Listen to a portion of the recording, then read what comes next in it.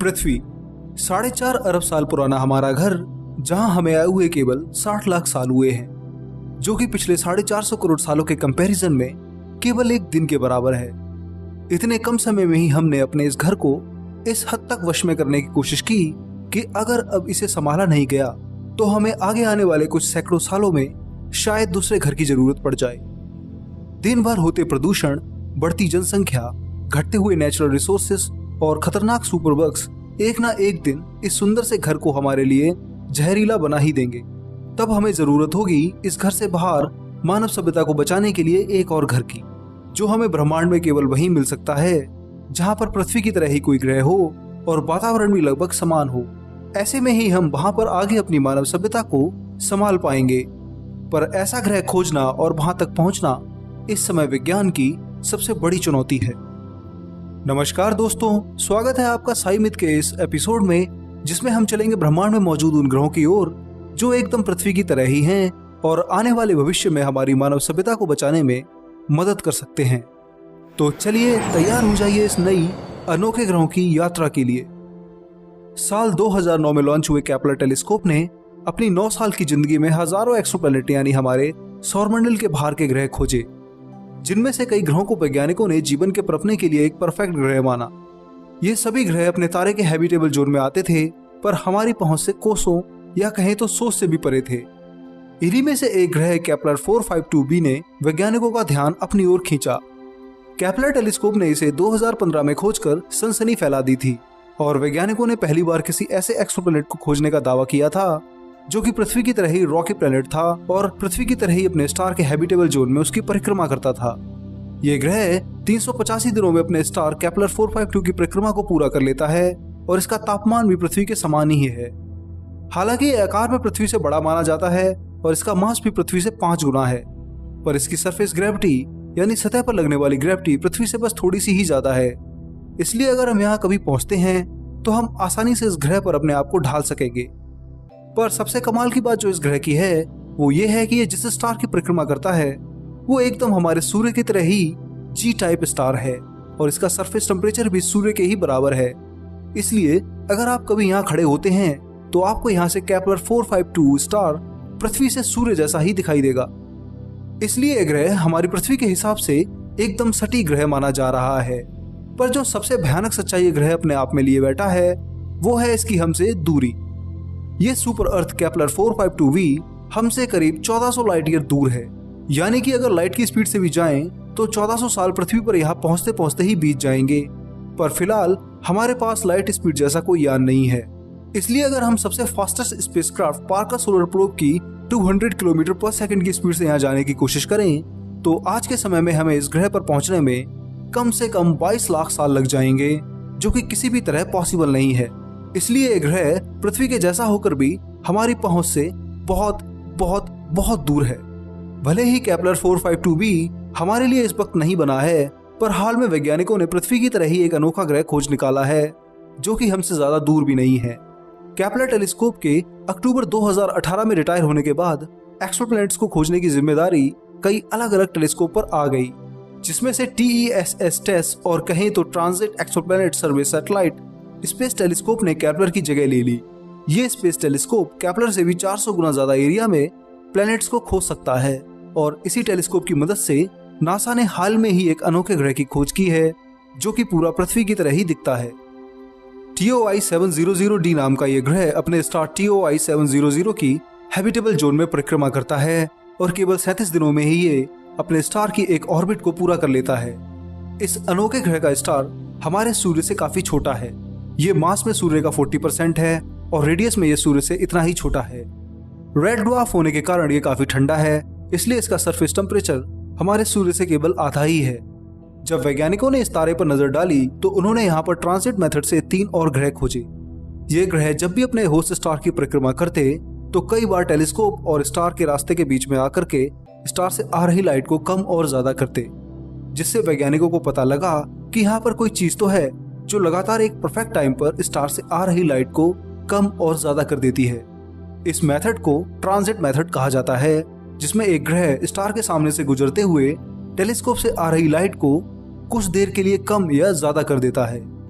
इस सामान्य से मेथड से ही इस स्पेस टेलीस्कोप ने इस स्टार के 3 ग्रहों की खोज की, जो कि TOI 700b, TOI 700c और TOI 700d हैं। इनमें से TOI 700b अपने होस्ट स्टार के एकदम नजदीक है, तो यहाँ पर टेम्परेचर बहुत ज्यादा होगा और ये टाइडली लॉक्ड भी होगा, जिसका मतलब है कि इसकी एक साइड हमेशा स्टार की ओर रहेगी तो दूसरी स्टार से दूर। वहीं TOI 700c और TOI 700c एक नेपच्यून के आकार का ग्रह है, जो कि गैस का भंडार है। पर जो सबसे अनोखा और चर्चा का विषय है वो है TOI 700d ग्रह। ये तीसरा ग्रह है जो कि इस स्टार की काफी दूरी से परिक्रमा करता है और साथ में उसके हैबिटेबल जोन में भी आता है। हैबिटेबल जोन में आने की वजह से इस पर ठीक पृथ्वी की तरह ही वातावरण हो सकता है और यहाँ पर जीवन के निशान मिल सकते हैं। फिलहाल इस ग्रह को अभी कुछ दिनों पहले ही खोजा गया है, इसलिए इस पर ज्यादा डेटा हमारे पास नहीं है। अभी मिले डेटा से पता चलता है कि यह ग्रह पृथ्वी के आकार का ही है और इसकी डेंसिटी और रेडियस भी सेम है, जिस वजह से इसकी सरफेस ग्रेविटी भी पृथ्वी के बराबर ही होगी। तो जब आप यहाँ पर कभी पहुंचेंगे तो आपको इस ग्रह पर एकदम पृथ्वी के जैसा ही महसूस होगा।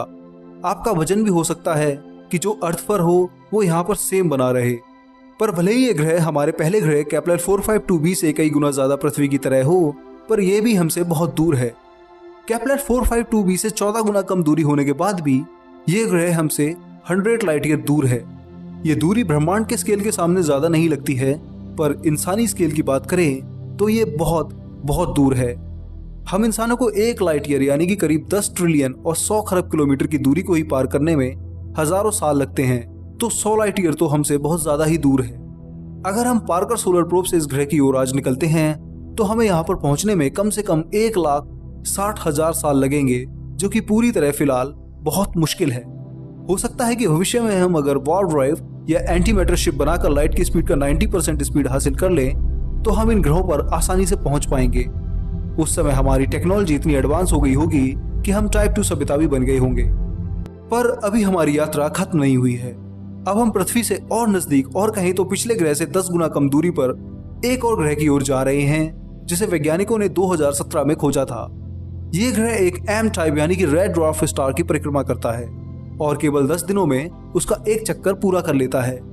मैं बात कर रहा हूं पृथ्वी से 11 लाइट ईयर दूर स्थित एक एक्सोप्लैनेट की, जिसे वैज्ञानिकों ने रॉस 128b नाम दिया है। यह ग्रह अपने स्टार रॉस 128 की उसी दूरी से परिक्रमा करता है जिससे माना जा रहा है कि एक हैबिटेबल प्लेनेट बन सकता है। अभी तक के मिले डेटा के हिसाब से यह ग्रह हमारी पृथ्वी से थोड़ा भारी है और शायद यह आकार में पृथ्वी के बराबर और उससे थोड़ा बड़ा भी हो सकता है। वैज्ञानिकों को जो बात सबसे ज्यादा हैरान कर देती है वो है इसका सरफेस टेम्परेचर, जो कि पृथ्वी के जैसा ही है। हालांकि यह ग्रह अपने स्टार के काफी नजदीक देखा गया है, तो हो सकता है कि यह टाइडली लॉक्ड प्लेनेट हो, जिससे एक सतह इसकी स्टार की ओर और एक सतह हमेशा घोर अंधकार में रहेगी। जीवन केवल इन सतहों के बीचों बीच बनी टर्मिनेटर लाइन पर ही पनप सकता है। इसके अलावा इस ग्रह और इस स्टार की एक खास बात है, वो है कि यह स्टार अब एकदम शांत है और करीब 9.5 अरब साल पुराना है।